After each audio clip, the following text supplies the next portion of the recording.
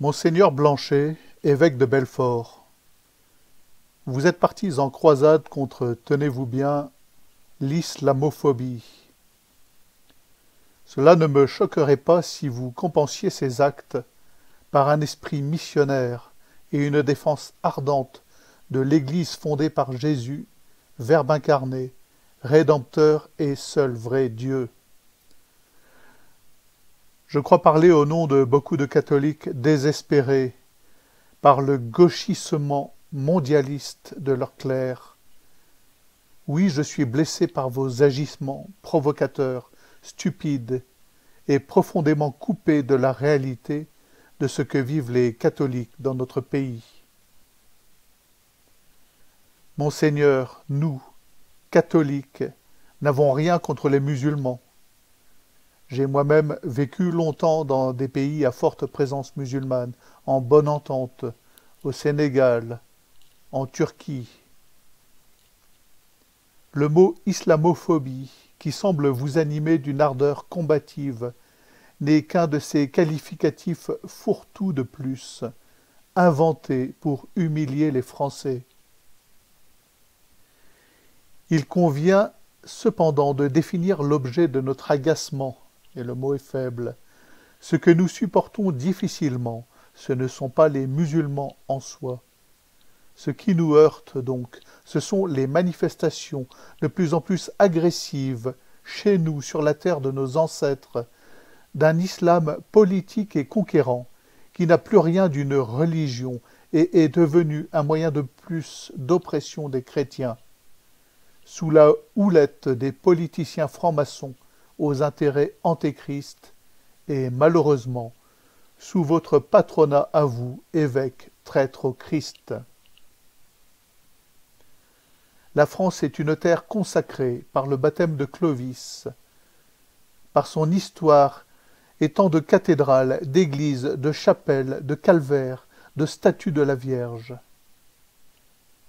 Partout cette consécration est bafouée, mise en péril.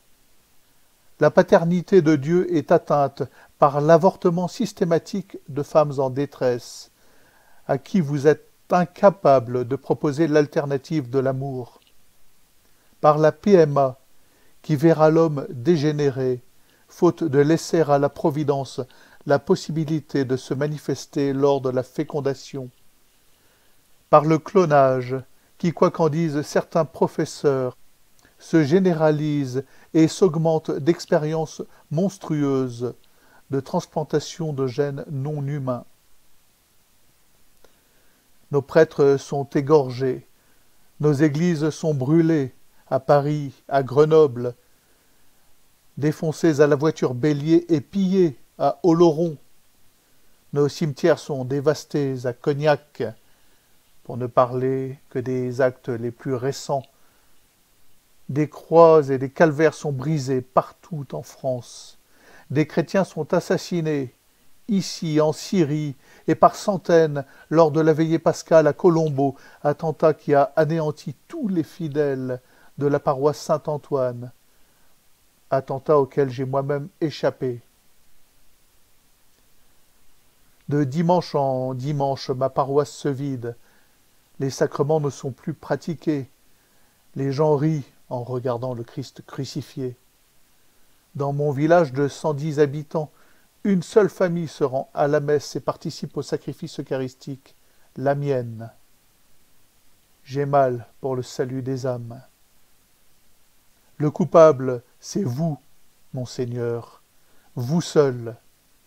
Vous pactisez avec l'esprit du monde, vous prêchez l'écologisme, le mondialisme, le multiculturalisme, une fausse tolérance, l'accueil fou et inconsidéré d'une armée d'invasion, et une charité torve que le Christ lui-même a condamnée en son temps, en se laissant verser sur les pieds un parfum de grand prix, dont l'argent n'est pas allé aux pauvres.